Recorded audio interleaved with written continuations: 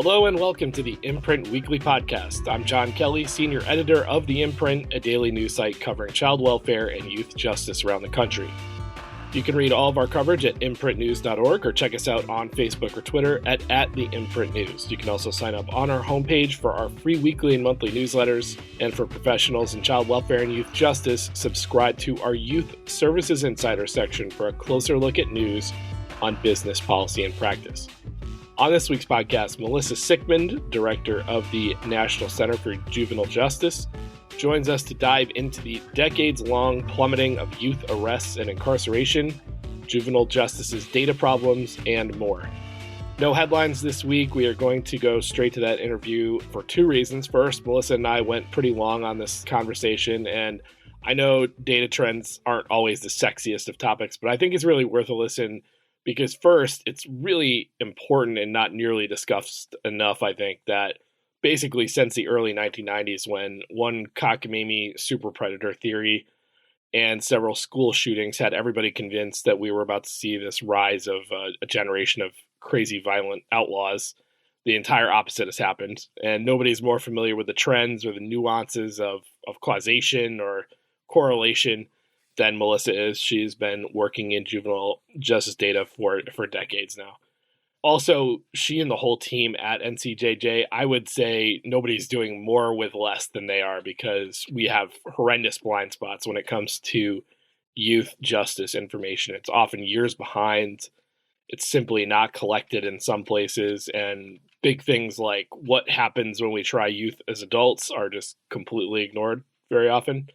So NCJJ really does a great job of taking what does exist in terms of data and information about juvenile justice in America and puts it into coherent shape for people to consume. And you should check out the show notes. I'm going to drop a bunch of links to some of their best collections there. So it was a long interview. And then reason two, which you might have detected from my voice, is that I have had a brutal head cold or flu or whatever is going around the Midwest right now for the better part of a week, so I had no brain power or bandwidth to put something like that together. I will get it together for next week. We'll do maybe a little bit longer of a headline section next week, but without further ado, here is our conversation with Melissa Sickmund. Today's Imprint Weekly Podcast is brought to you by Accenture. Change is afoot in child welfare. Change that means agencies focus on results for children and keep far more of them safe at home with their own families. Accenture's child welfare team is leading the way in the effort to ensure technology does its part in that success story. Accenture offers cutting-edge case management tools that ensure agencies can see insights that drive decision-making and caseworkers have information they need at their fingertips. Together, these tools help agencies stay laser-focused, reinventing child welfare into a source of strength for families when they need it. For more information, visit www.accenture.com/child-welfare. We are joined today by Melissa Sickmund, one of the all-time legends of research in juvenile justice, which is no easy corner of the world to get information about. She's the director of the National Center on Juvenile Justice. We'll talk about some new research that NCJJ has on the placement of youth in juvenile facilities and how COVID impacted decision-making by courts, maybe for longer than just this pandemic. Well, we'll get into some more stuff too. So Melissa, welcome to the Imprint Weekly Podcast. Oh, thank you so much, John. Quite the introduction. I don't know what to say. Legend. No question about it. All right. So you got to get these fine folks to know something a little about you before we get into data and research. So you got to give me at least one of these favorites: movie or TV show, book, musical group, or sports team. I definitely know one of these answers, but you can give us more than one. So what do you got, Melissa? Yeah, so I knew you were looking for the Steelers and Penguins and not Pirates kind of thing, because we talk about that all the time.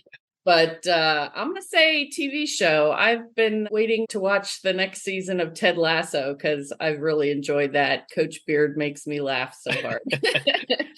So as I said in introducing you, juvenile justice, really criminal justice in general, it's a tough space to be a data person. For starters, you're just always a bunch of years behind present day, with the exception of, I guess some sophisticated local or state systems around the country. But, we get these numbers on youth arrested and what happens to them a few years behind the current date. And I think my just opening question before we get into the most recent stuff that you guys have done is, Does that drive you crazy? I mean, do you constantly feel like we aren't getting a good idea of the real situation or the trends, or are things like, is the arc of history slow enough that you feel like the data does matter? It does stay relevant a little bit. Yeah, I mean, I've actually done presentations with phrases like, it's like driving while looking in the rearview mirror, because you're not seeing what's in front of you, you're seeing what's behind you, what just happened. It's frustrating, but yeah, things don't usually change on a dime. So, what people are feeling in the here and now is certainly valid. And locally, the people on the street in the system, the line staff should be able to look at their local data almost in real time. That's what I want them to do. That's what I want them to do. And if they are seeing trends that are different from the national trends that are a year or two old, that, then they start asking questions. Why are we seeing something different? Is it just us? Is it elsewhere around the country? So there's always this difference between what local folks should have available to them and what we have available at the national level. Researchers and journalists, it drives them crazy. And I always say, these data are not being collected for you. They're not for you. So that's unfortunate, but go collect it yourself. It's hard. Yeah, for real. And I guess that becomes the existential question, is like, who is it for? I mean, obviously, to some degree, it's for policymakers. It's for the people that have to interpret things and decide if something needs to change, right? On some level. Well, I would like to think that data was for the people running that local system so they can know what the heck they're doing, right? Like any business would want to know what's going on. A lot of the data that gets reported up to states and to the feds kind of didn't come from that. It came from reporting requirements, sort of compliance types of things, right? The state says you have to tell me how many of this or how many of that, so that they can report it on up the chain higher. And when that's the case, the data sometimes aren't real good because it's not for local use. We always encourage, use the data locally. But we've seen, over time, this sort of evolution of the automated information systems where they started as paper and pen stuff to not to inform anybody locally, but just because somebody else was asking for it. And then people realized, oh, well, hey, wait, I've got all this data. I have to pull it together for them anyway. Maybe I can use it. So using it for tracking individual kids so that what's going on here locally, and then higher up for sort of management and local policy kind of level things, and maybe research, understanding what works and what doesn't. And when the local folks can do that really well, then you tend to get better data that's passed on up, and everybody should be more data informed and doing what works. Right.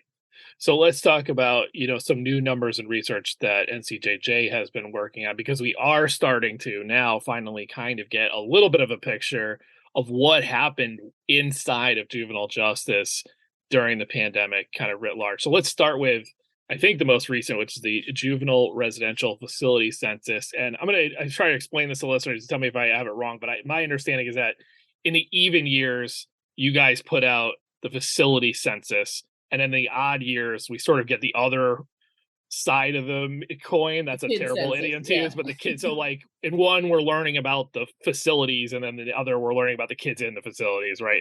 Yeah, they both were sons of what was called years ago when I first started doing this, the Children in Custody Census, which asked both types of questions.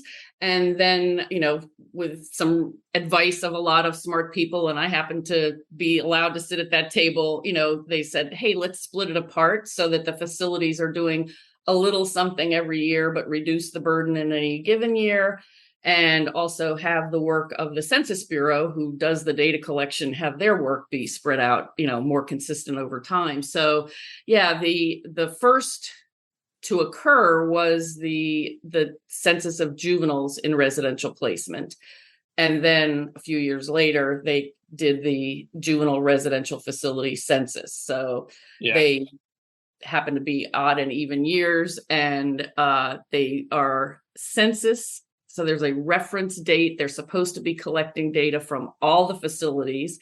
The reference date for the census is always now unless something goes wrong, it's the fourth Wednesday in October, which is presumed to be a random day kind of in the middle of the school year, but not on a weekend when unusual things could be happening. They get a form or can reply electronically to a few questions about how many kids. So we do get the big head count, but it's not all the detail, not the offenses and gender and race and all that stuff, but more questions about the facilities and the screenings and services that they provide. Right. So for 2020, it was the facilities' turn, and we've got kind of I'm sure there'll be more forthcoming, but we've kind of got the highlights in public view. All right. So let's talk a little bit about what happened here. So just to set it up, in 2000, so 20 years ago, this census found that there were about 109,000 youth on the day in question, and I guess October 4th, in juvenile placements. And, that is a broad range of things that includes detention centers, really big youth prisons or training schools, and even some residential care, quite a bit everything in between. Yeah. I give talks on this stuff a lot, and I actually have a set of slides. It's stuff that looks every bit like a prison, things that look like jails, and things that look like maybe a college campus, and other places that look like just a house on the street. Absolutely everything in between. Right. So 2000, that's 109,000 kids in any of those. By on a given day, a single day, not admissions for the year or anything. Right. It's who was there on that day. Right. So by 2019, so really just not long ago, right before the pandemic, this was down to just under 40,000. And then by 2020, it gets to 25,014. So in 2020, not too long after, the social restrictions of the pandemic hit us, we get down to 25,000 youth who are in juvenile placements. And just to since they both show similar patterns, I'll bring in also the youth arrest numbers for 2020, which we over the summer got kind of a peek at. Those two fall off this cliff. It was 700,000, give or take, in 2019, which was like an all-time low. And then by 2020, it's 424,000, which I'm not doing the math well in my head. Sounds like it's about 30 or 40%. A lot. Yeah, it's huge drop. It's and huge. That, when you look at it, that was really a steeper looking decline. But it's amazing to me, right? I started doing this in the mid 80s, but I have data that goes back for the facility stuff to 1975. That's the year I graduated from high school. I'm old. And the number for 2020 is less than half of what it was when that year, 1975. So it's for, yes, the peak years during the super predator crazies, and yes, youth violence as measured by arrests and other things was, at its peak in those years. The facility data is sort of lagged. The court data is lagged behind the arrest data, and the corrections data lagged behind the court data. But it's just amazing.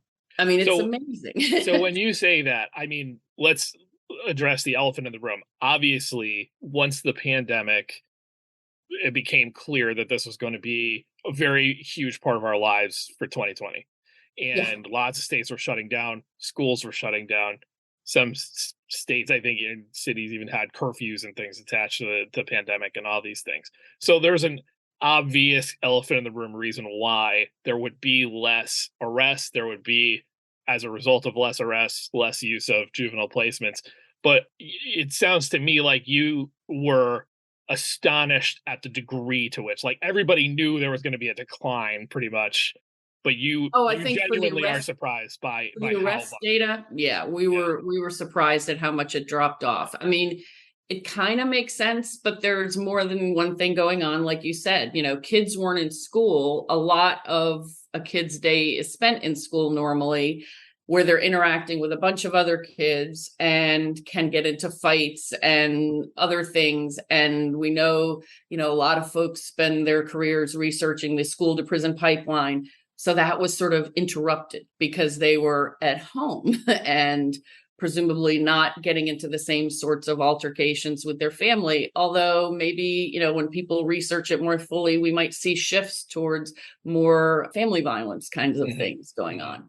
The changes in law enforcement behavior, I don't know enough about to really speak to, but I think that, yes, if I was a police officer, I maybe don't want to get close to people just to see if they're doing anything wrong. And, so maybe differences in the way that foot patrols are taking place. And so those things also could lead to fewer arrests of kids just because, and also they're not hanging out on the street corners, just being kids, hanging around the neighborhood. Parents and everybody's keeping everybody inside close to be safe. We know that courts shut down. Oh my goodness, the National Center for State Courts was keeping track of what the state level rules were for in-person hearings or not. Not every court shut down, but a lot of them did, and took a while to get to having remote hearings. Locally here in Pittsburgh, the court, I think, had one conference line for like 16 judges and hearing officers. And that's what they were doing at first. And then eventually they got to a point where they could have virtual hearings and stuff. So there was like a lag of processing. In some places, that lag went for, more than a year and a half, maybe 2 years before they really started doing all hearings again. And I would say, I don't know if you would agree, that would be a data point in favor of it being a surprise how much it went down. Because if you just have to limit the court's action, and this happened in child welfare too, what are you going to prioritize over the other things? The emergency stuff. Do I need to take this kid away from his family? Do I need to put a kid in detention? And what's going to get short shrifted, should we have a hearing about whether it's time for this young person to be released? I think the messaging maybe was kind of both ways. So courts were maybe having detention hearings and figuring out a way to get those done. Is this, depends, sort of every place is different. How do kids actually enter a detention center? In many places, the law enforcement can't just drive a kid to the front door of the detention center and say, take them. They have to ask. So there was clear, don't ask unless it's really serious. In fact, the state of Maryland had a state Supreme Court decision that basically said, hey, if you want to put kids in confinement, you need to consider the health risks to the youth of being in a facility in the midst of a pandemic. And so other places, I think there wasn't a decision that said you had to pay attention, but there was just that feeling that everybody had oh, wait, we need to behave differently. And so we were lucky enough to be included in a project with Drexel University that was funded by the W.T. Grant Foundation that to look at how the decision-making had changed during COVID and to see maybe there's something we can do to kind of keep that don't detain kids mentality, don't lock them up mentality going beyond the pandemic. So okay, well, that was a pro segue, because that was the next thing I was going to ask you about anyway. So you get involved with this, and I think if I understood you right, NCJJ's role was basically to convene some of these professionals that would be in decision-making roles, judges, magistrates, agencies, We had some defense attorneys, and just try to get at what changed about your calculus, right? Like, how did your job and your decision-making change? So why don't you just riff on that? Tell listeners kind of like how you conducted those and what the bigger takeaways were from that for you guys. Well, first of all, Drexel did a lot of hard work doing lit reviews on sort of risk needs assessment, detention screening, like what they could find out about confinement decision making in general. And we know that a lot of places do use screening tools to help structure those decisions, to reduce bias, et cetera. We then were talking to judges in groups and individually. And one of the things that I think we came to conclude out of it is that there's a lot of of this structure trying to be put on this decision, but it's still a very human decision. Judges often don't really understand all the nuances of the information that they're given on risk needs assessment. Oh, this youth is high risk. What does that mean? High risk of what? Risk of being violent again? That's often the perception that people have, where it's really high risk of being arrested for anything. And high risk really just means higher than the medium risk group. And so if you were to probably survey, we didn't do this, if you were to survey judges all over the country, what is high risk? What does that probability mean? I think they would usually overestimate it. It could be as low as 40%. Oh, that's the high risk group? Well, because the medium group was only 20 or 30%. Mm-hmm. So, we started talking with people about, the notion of not having that risk be the only thing. And it was really hard to separate the detention decisions that are like pretrial, short-term, temporary things and the post-adjudication placement decisions. They tend to have different types of information. Risk is measured a little bit differently, but for a detention decision. So you say, in this moment, this youth needs to be detained because we think this person we're not feeling comfortable having them be in the community. But do we just leave it at that until they're, placed for disposition? Or should the system take some actions to try to change that risk calculus to make it different so that now we feel comfortable putting the youth in the community? So things like electronic monitoring get mentioned, but maybe there's other things that need to happen. And some of that was hard during the pandemic. Oh, if we could get this youth services, if they could have some counseling, if they could, and all that was really made more difficult during the pandemic. I think one of the things that really came across in talking with all these different people was that the pandemic made people realize that putting kids in a facility during a pandemic could cause harm because of the pandemic. But it gave us an opportunity to point out that putting a kid in a facility, even when it's not a pandemic, can cause harm. And you're usually not paying attention to that because those harms aren't immediate. Unless there's a suicide attempt, they tend to be things that occur later on in that youth's life, and they don't come back on the decision maker. Are you a professional in the field of child welfare, juvenile justice, or other family and youth services? Subscribe today to Youth Services Insider, the imprint's exclusive section on all the insider news you need to stay in the know. Funding opportunities, major federal and state policy shifts, interviews with key leaders in the field. It's all available only for our Youth Services Insider subscribers.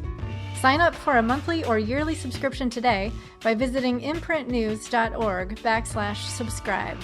Our podcast listeners get 10% off their subscription by entering the promo code podcast10. That's imprintnews.org/subscribe. And get 10% off your subscription by entering the promo code podcast10 today.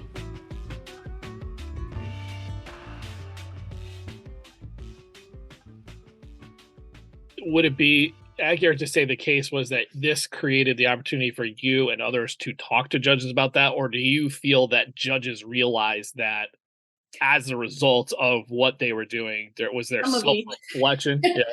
Some of each. I mean, some judges, I think, were kind of like, oh, I didn't think about that before. Maybe we should think about that always. I think that it's the pandemic also came at an unusual time when juvenile justice systems, local, state, federal, are going through a lot of shifts right now. There have been a lot of initiatives to reduce confinement, both on the detention side and the deep end side. So maybe some people kind of went, oh, I get, yeah. We realized we could survive and not be confining so many kids. It didn't break us. Everything didn't go crazy. So maybe we can keep it this low, which was, I think, the conversation coming out of Annie E. Casey immediately. What can we do to keep it this low? So that was another task that we had, was to figure out some messaging, some dissemination of information that we could put out to give guidance to judges, particularly making those decisions. So we developed a checklist that kind of leads them through a series of, well, think about this first before you decide. Yeah, and it is like, to your point, I mean, it is a checklist that has some very specific references to health and COVID, but then some things that are very much not tethered to that. So you'd almost see, 5 years from now, God willing, we're not still in the COVID part. You just kind of take those out, and it still is kind of a viable checklist. And I think, Naomi Goldstein from Drexel, in a kind of an online discussion about what we're talking about here, I think she put it well. It's like, she kind of described it as the framing of risk flipped a little bit for judges and decision makers. Like, there was an implied risk in letting a kid go home before. Right. And the pandemic kind of forced them to think about it from the frame of, like, what is the implied risk of letting a kid in? But I don't want to skip by the non-pandemic aspect of that without asking you about it. So when you say there is harm that can be done by leaving a kid in a facility that didn't need to be there, I think most people would hear that and say, okay, yeah, on a vague level, I accept that premise. Do we have research? Has anybody brought to bear kind of research to examine that? I'm afraid I'm not aware of it. I probably should be. And I'm not, I wasn't thinking about, coming up with a list of that. But yes, there are studies that have looked at, there's trauma that gets created. Right. So these are not adults, they are children. Say that 5 times. Remember, they are children. And all of a sudden, they are not going home tonight. They may be handcuffed. They may be, and in a detention environment, which is very much like a jail setting. So bars and nothing in the room and, all kinds of security. They may be fingerprinted. Just going through that process, which may start with arrest and then going to a detention facility and then going to a court for a hearing where a judge is going to decide. All those things are upsetting, stressful, and for many youth who have other traumas that they're bringing to the table, it just exacerbates that. The fact that during the pandemic, we know that many facilities put kids in isolation to, for health reasons, right? Because we don't know who's coming in with this terrible disease, or we just don't have enough staff. And so to not get in trouble with requirements around staffing ratios, we're keeping kids in isolation. And there have been studies about the harms that isolation can cause for youth whose brains are still developing. Then there's, on top of that, just I'm sorry, there are some facilities, not all facilities, but there's enough to cause worry that not everything is hunky-dory. We're putting kids into facilities to provide treatment and services, education, to make them better, to rehabilitate them or reduce their criminogenic risk. But that's really hard to happen in facilities where the staff are not well trained. The staff may be abusive. The data that BJS has collected for the Prison Rape Elimination Act finds that kids are more at risk than adults are for sexual victimization in facilities by staff. So you're taking vulnerable kids and then you're locking them up. And just saying that does not sound like the best thing to do. One more thing on the 2020 numbers for the census and the arrests, just to go back to our kind of opening theme here. I know that you're somebody that pays close attention, not just to what you guys are working on in data, but everything in this space. So, to the best of your ability of what you've gleaned, are you starting to get a sense of what 2021 or, God forbid, 2022 is looking like on these two metrics of juvenile arrests and, Well, use of talking facilities? to folks at Annie E. Casey, they have even, they were collecting monthly data from their participating detention places. Yeah, Now, I'm going to stop you real quick, just so for people that may not know. The Annie and Casey Foundation, one of their signature kind of enterprises there on the juvenile justice space is the JDAI, Juvenile Detention Alternatives Initiative. Well, it used to be called that. Now it's a bigger tent platform to, encourage people to reduce their reliance on detention or even, bigger facilities. And the deep now end, now I'm kind of moving towards reforming probation as well. But they were really, it was valuable to us in our reporting. They were kind of Johnny on the spot, getting some data from some of these counties and states that they worked in. And what it showed early on was this big drop that we're talking about now. So sorry to interrupt, Melissa, but I just want to, for context for people. But realize they were collecting data from places that were trying to reduce detention. Right. And they see this huge drop and then kind of a leveling off and then gradually an increase back up, increase from admissions were, they were looking both at admissions and releases, and the releases weren't happening as much, and the admissions started creeping back up, and there were kids that just were stuck staying in facilities that didn't get let out. Yeah. The impacts were harsher for minority youth. I mean, so yes, I think that things are kind of not going to stay down at that 25,000 number.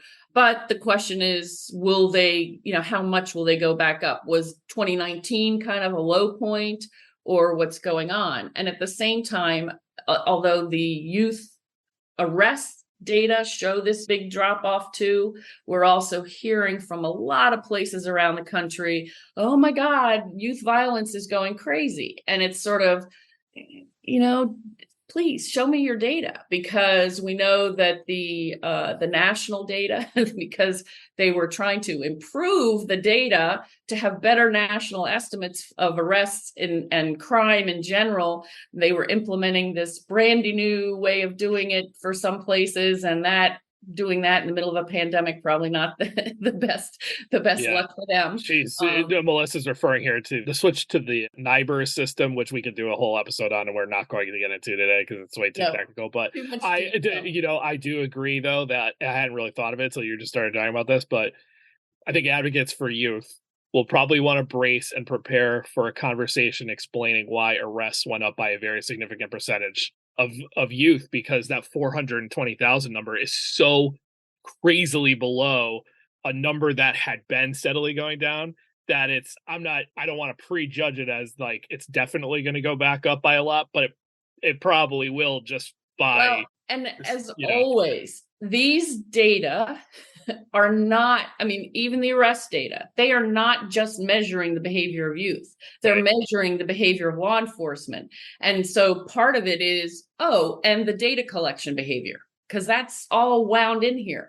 We collect data from juvenile courts all around the country for the juvenile court data.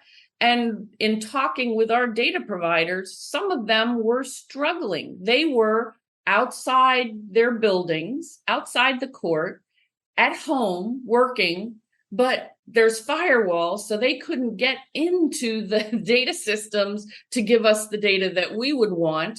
Mm-hmm. So data often became a low priority for some places because we were in the middle of a pandemic. So when we're not in the pandemic, people are back in offices and they're doing stuff. So some of that will be a change in the behavior of kids. Some of it will be change in the behavior of law enforcement or courts.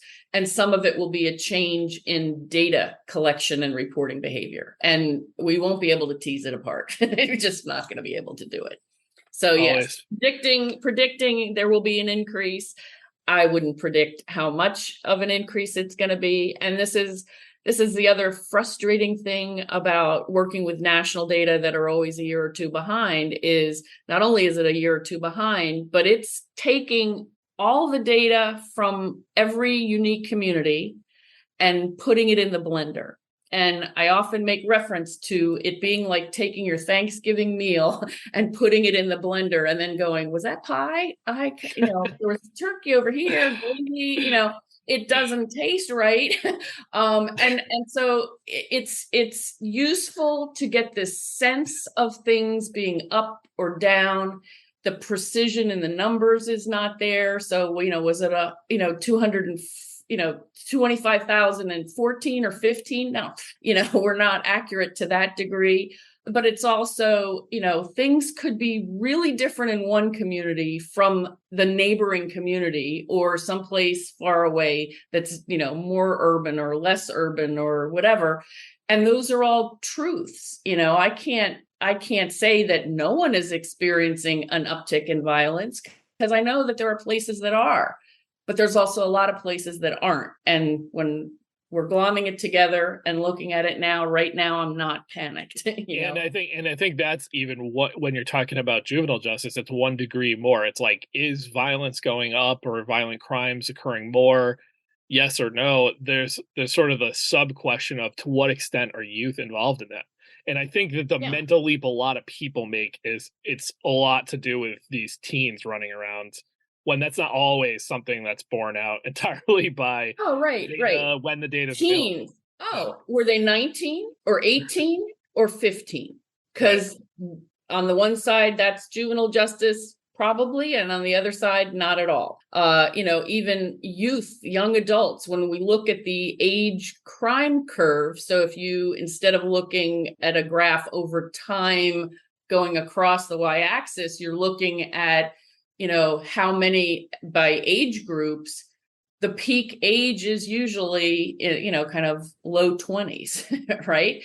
And so, if I'm a person who's been harmed by someone and I'm talking to a reporter, I may refer to them as a kid, a youth, a teen, and they're 22 or 24. And I don't know that. I think there's some just language sloppiness that occurs in the media, talking about teens and then talking about juvenile justice, and there's not that one-to-one relationship. It's tough on all. I think that one's tough on all ends, because honestly, you also have people rightfully making the case that really youth to some extent lasts till 24. Right. And that's not the media. That's people advocating for better policies. Right. And so it's not an easy one to parse, but you got to try and parse it and do so with data, or at least just be clear that you don't know. And so some of it is the difference between headlines and the rest of the story. And the trouble is that a lot of people in the public, they're only looking at the headline. And so, unfortunately, they're not reading the whole story, and they don't like the charts and graphs like we do. We need headline reform, is what you're saying. Or a little headline whisperer. No, that doesn't mean just kids. They were really 19. You were an adult in your state. Don't worry about it. But there's other sort of, the public perception. There's other media trends that when we talk about, what people are feeling like they're, right before an election, people were feeling like the world was more violent, even though the data were not showing that. Why is that? Well, because if we're seeing it a lot on the news, because it's an easy news story and we're tired of talking about the pandemic, maybe, that influences people's perceptions. If politicians are talking about it a lot because that's part of their campaign, that may influence people's perceptions of what's going on. And I will say, back in 1975, when I was in high school, while there might have been the beginnings of cable TV, there wasn't 24-hour news on umpteen different channels that, if it bleeds, it leads kind of mentality. It's an easy visual story to cover crime. Youth crime being more rare is more interesting. And so you find out about the, not even juvenile, but young people, you find out about the 4 students murdered in Idaho, and you will continue to hear about that ad infinitum. And how much does that influence our feeling safe in our own neighborhoods? It's a good point. Like the mysticism around teen killers looms really large in our heads, our folklore. I think because I don't know. I don't want to judge anybody else's view of that, but I feel like maybe it has something to do with the innate unpredictability to some extent involved in that. Yeah, Like if you you want to were feel to like you can encounter, control your yeah, environment, yeah, and that kids aren't, I'm an adult, so I'm bigger and they're not going to yeah, hurt me, kind of a thing. But yeah, I mean, remember that story about Lizzie Borden? I mean, this stuff. It's not yeah. that it's It's brand not new. new. That's also girls. So girls become, kind of a hot topic periodically. But I can remember when, so yeah, probably 25 years ago, talking to some parents at my daughter's school, and they were saying that they were afraid to walk at the lake park around because there's kids hanging out there.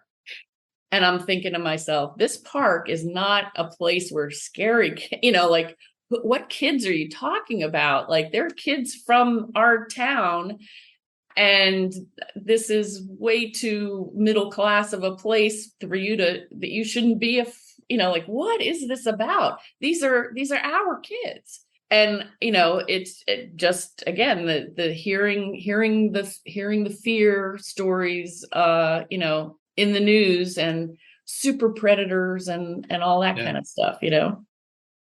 Before I was adopted, I felt like my life was already over. My biggest fear was that I would age out and not know how to be sufficient on my own. At a certain age, like, they don't want you, you're troubled and stuff. The clock is ticking for the more than 125,000 kids waiting to be adopted from foster care. Help the Dave Thomas Foundation for Adoption prevent them from aging out without a permanent family. Learn more at davethomasfoundation.org. Let's talk a little bit more about the nature of placements, the nature of facilities, I would say, which kind of pops out. There's a few things that popped out to me looking at the comparison from 20 years ago. And I'm curious for your thoughts on them, but also if there are other ones that really stand out to you. So for sure, to me, one big trend that's obvious is that we have moved much in the way of public managed facilities, whether they're state or local, and away from privately run juvenile facilities. So 2020, I think it was 61% of the facilities were private. Now it's 37. So what do you make of that? Is that? Well, I'm going to tell you that was probably less planned than we would think. There was a financial crisis in 2008.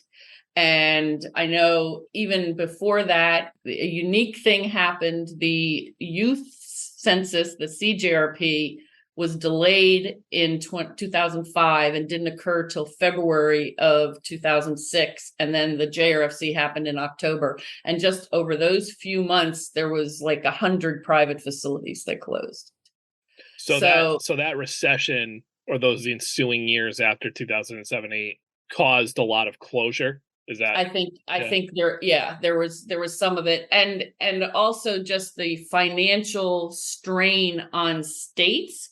So states like Pennsylvania said, hey, our numbers are going down. This is good. How can we close a facility?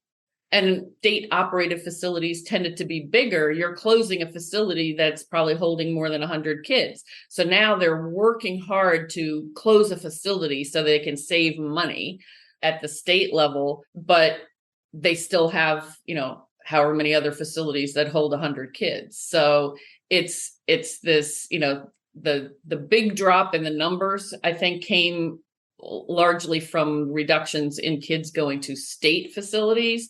But the number of facilities, you could close 10 private facilities and only be talking about 100 kids. So yeah, it is a shift. Then you have things which we don't see in these data yet, but things like county or states like California kind of closing its agency and going, okay, counties, up to you to hold these kids locally or do something else with them. So the nature of the local facilities, which used to be virtually, not all of them, but most of them were secure detention centers that weren't obligated to provide a whole lot in the way of treatment services, but now they will be doing the job of longer term facilities. So they have to shift that population. Right. I think the other one that jumped out to me is just the proportion of facilities that are these big ones that you're talking about that hold up to, 100 kids or more. That used to be almost 10%, 9% of all the facilities. That's now down to 3%. They used to. California had a facility that would hold 1,200 kids.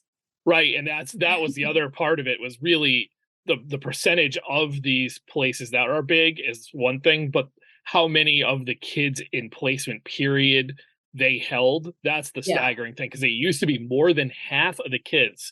So we're talking about 2000, the year 2000, remember, it's 109,000 give or take kids in placement. Almost like more than half of those kids were in these big places. Now it's under 20%, right? Yep.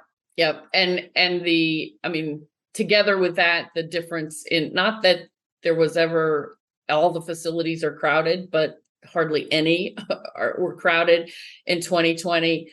We're hearing a lot about facilities not having the capacity to take any more population. Texas, Louisiana, Philadelphia area. And that, to me, from what I can tell, is less about beds and more about staffing. They don't have the staff to put a kid in every bed they have. So they are, having to come up with other alternatives or to make a decision differently in terms of who they are going to confine. Yeah, I was actually about to ask you about that, because I think that's an interesting kind of research question for you guys or somebody down the road, is like what Melissa's talking about. They gauge capacity and overcapacity with the census, and it used to be a real problem. Like 8% of facilities were overcrowded in 2000. That might not sound like a lot. That's a lot, especially when it's probably the biggest ones, right? And now it's really like in 2020, it was kind of like within the margin of no facilities with overcapacity. So that is the one that really feels, to your point with these headlines out of Texas and Louisiana and other places, like what happened in 2020 doesn't feel like reality now. But how, as researchers, are you going to kind of define overcapacity caused by workforce? I mean, will you call that overcapacity, or will you call that something else?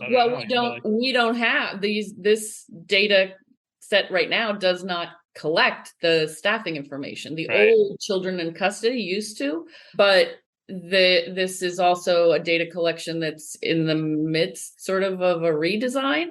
We haven't heard yet what's going to change, and I think they're kind of waiting till there is no pandemic and let's figure out what facilities can handle. But because it's so interesting. And we were doing some technical assistance in one of the counties in Texas, and they were apologizing because some people weren't at the meeting that we were, the virtual meeting that we were having. And we're like, oh, no problem. They said, oh, well, they have to go to, get some refresher training because they're going to need, there's a probation staff that are not line probation staff, but they have had experience in, managing the detention center. So they're going to be pulled away to fill in at the detention center because they don't have enough staff. And so this is what's happening with the Texas. We just put a story up about this. The Texas child welfare workforce are being asked now. This child without placement crisis in Texas is abating from its like high of 400 kids sleeping in offices and hotels, now down to like 60 or 70.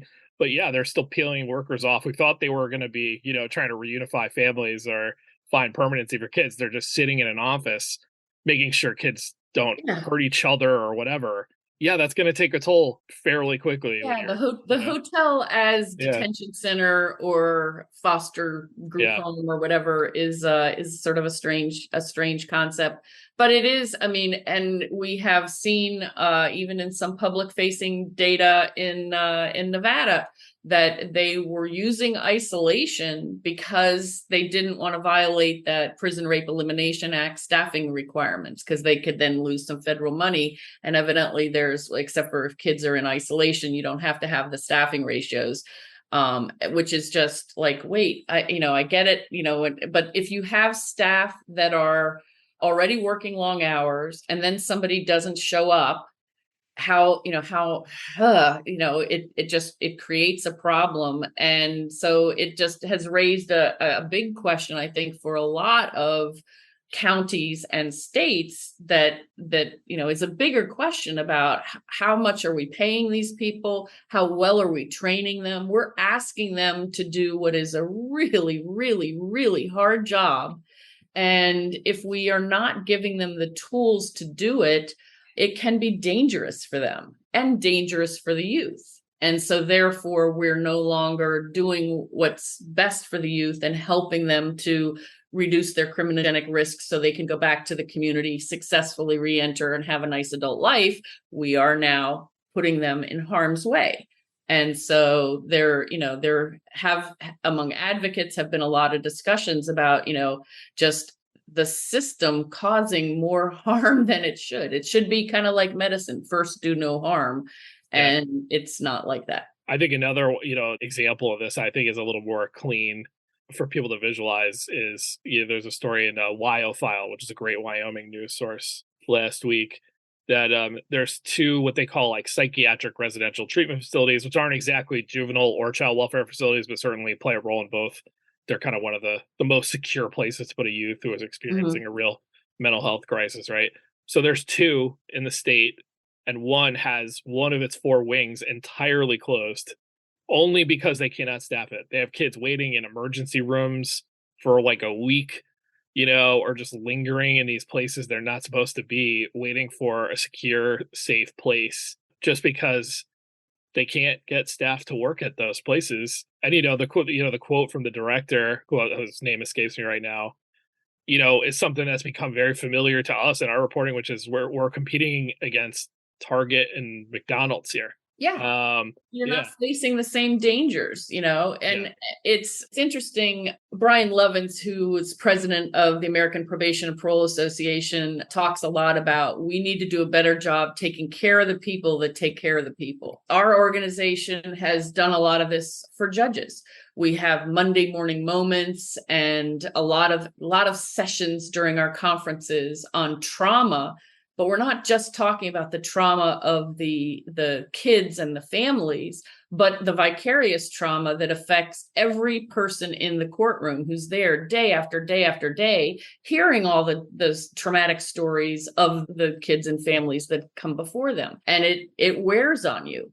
And if you don't take care of yourself or have systems in place to take care of everyone, you're gonna have burnout. And that's a very, very real thing that, probation and detention workers, case workers, and the judges, the clerks, that just everybody that is trying to operate the system effectively, their effectiveness is going to be diminished to the extent that they are themselves victims of trauma. We've talked a bit about the facility census. Let's talk about the other one from 2019, which is the Census of Juveniles and Residential Placement. There's really one I wanted to ask you about here, one kind of thing that rises up, because as the number of kids in these facilities has plummeted, the disproportionality racially of the kids in them has worsened, I think, in a lot of places. It's just, on the arrest level, even before we're talking about facilities, Black children make up, 17% of the 10 to 17 population, but they make up 42% of the arrests, 48% of violent crime arrests. When you're talking about in the facilities, right? Detention centers used to be pretty evenly black and white, still disproportionate, but like there were, like 38% of both. And now that's 46% black, 28% white. I mean, I don't even know what the question is other than to say, do you think we are going to continue to see the racial disparity worsen or the disproportionality worsen as less kids are locked up? So as we make what I think most people would agree is progress in one sense, will it get worse on the other side? Yeah, I mean, it's progress in terms of many, many fewer Black and brown children are being confined. It's worse in that disparity, because most of the things that people have thought of to reduce the numbers have benefited white kids more, just flat out. It's just so frustrating for everybody. People who are trying to come up with things that will be effective to reduce disparity, And what you're talking about is disparities in our culture, in every bit of our society.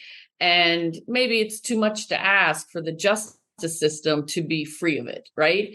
But I think that I would love to see some place really focus, instead of, the OJJDP, Congress put in the JJDP Act a while ago, to focus on these decision points. And it's, from the very beginning, DMC was looking at the disparities in confinement. So that's a sort of negative outcome for kids being confined and being detained or being transferred to criminal court or being adjudicated. These are these negative things. I think if we focused more of our attention on whether kids are getting equal access to what is effective to reduce their criminogenic needs, to reduce their criminal behavior, that we would maybe begin to make dents.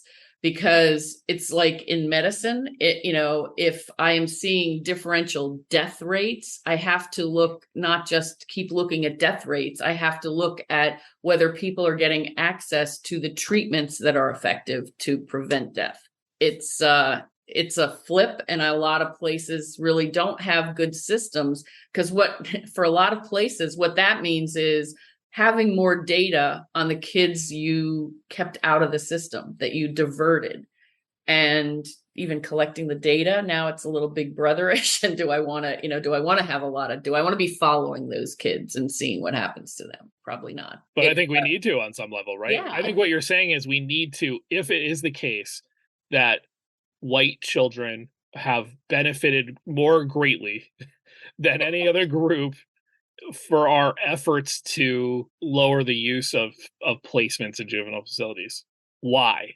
Right? Like, we have to try and figure out what is different about the offer of services, the completion of them, and those things. Because if it's just that, or if it's mostly that, it's certainly not a simple solution, but it's pretty clear. You got to identify what those things were and make sure that they're available in communities that are not white. The thing is, to do that, I can think of a couple places around the country that could do it.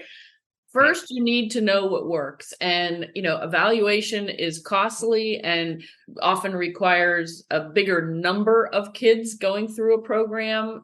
And, so a lot of places, they don't really know what works in a true knowing sense. A random controlled trial evaluation, this works.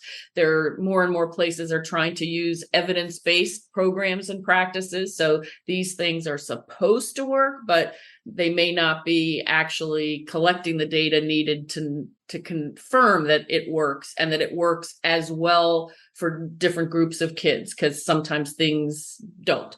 And, but if they knew what works, then now let's see, are we giving equal opportunity to go through that treatment program that works? Or are we saying, oh, wait, if you think even of kids on probation, oh, we have this service, it's over here, and, that it does a great job. But is it near and accessible to the kids who are in the more minority concentrated neighborhood, or are they left to whatever services happen to be available near them, which may be nothing? And so, there's no services near them in their community that they can get to easily. But if we can find them, then we can make sure they get services. So we'll confine them in order to get them the treatment they need. And there's a bias that happens, and it's not maybe intentionally race-based, but it has a disparity impact.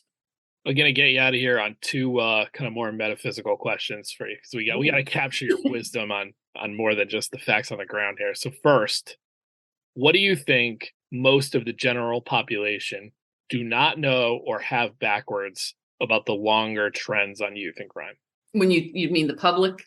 Yes. They think kids are the problem, and they think that families are the problem, and families and kids will help you find the solutions because they know their own lives. They are their own experts. I think the push recently to encourage and provide guidance to systems, to jurisdictions on how to have authentic engagement with youth and families, I think should really go a long way down the road, because we keep doing things to kids and to families, and nobody likes that. It doesn't, may not be the best approach, but to really consider them a partner in making change, because that's the way you're going to change people's behavior. They have to be on board. All right, deep question number 2.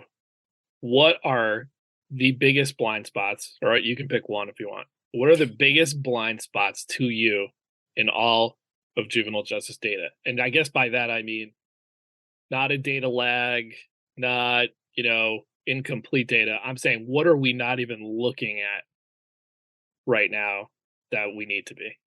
I think you're asking it more from a national data gap, but I have to think locally. That places really don't make good use of the data they collect, and not enough places really collect enough good data so that they should know what works and what doesn't. Don't keep sending kids to that placement if it's not doing a good job for them, just because it's there.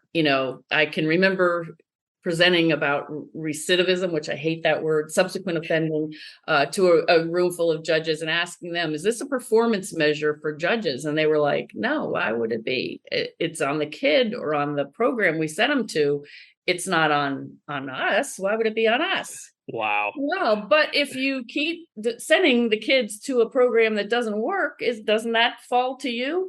And so I think, often when we talk with judges, I mean, there's a bunch of judges that we know that they love data. They want to see more and more. They use it well, but I don't think that that's common enough across the country. I would love to see more jurisdictions empowering their data people, have a data analyst on staff, and be able to have those data conversations with those key decision makers, because judges are smart people and they want to do good. They're not trying to, do bad things. They want to have that kid have a successful life. They are not trying to cause harm, but without the right information, they may be making bad decisions.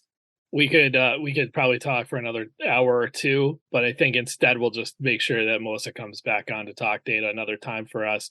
I do want to just give a shout out and promote something that the center does, which is the JJGPS website, just jjgps.org, for not just data questions, but just practice and like how juvenile justice is carried out in states. There really isn't a better resource than that.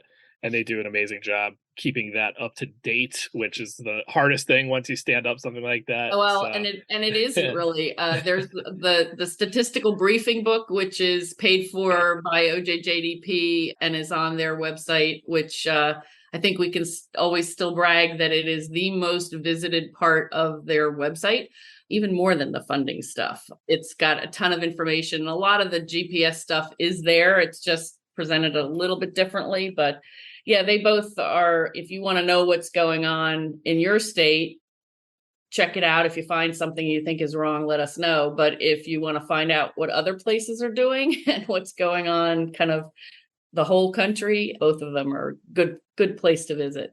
Absolutely. I'll drop links to both in the show notes to this episode for people that want to do that. And Melissa Sickmund, National Center on Juvenile Justice, thanks for joining us on the Imprint Weekly podcast. Thank you, John.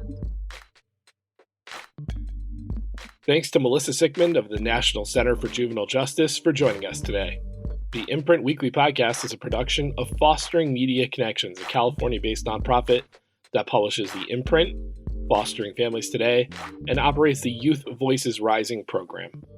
This podcast is produced and mixed by Christine Anjoko, with music by Luke Giroux and Cyrus Elia. If you enjoyed this episode, we'd love it if you'd consider subscribing or giving us a 5-star rating on Apple, Spotify, or wherever you download your podcasts. And we would greatly appreciate if you would consider supporting our work here on the podcast and in print. Small donations from our listeners and readers go a long way towards helping us grow and cover more great stories in child welfare and youth justice. To support us, it is very easy.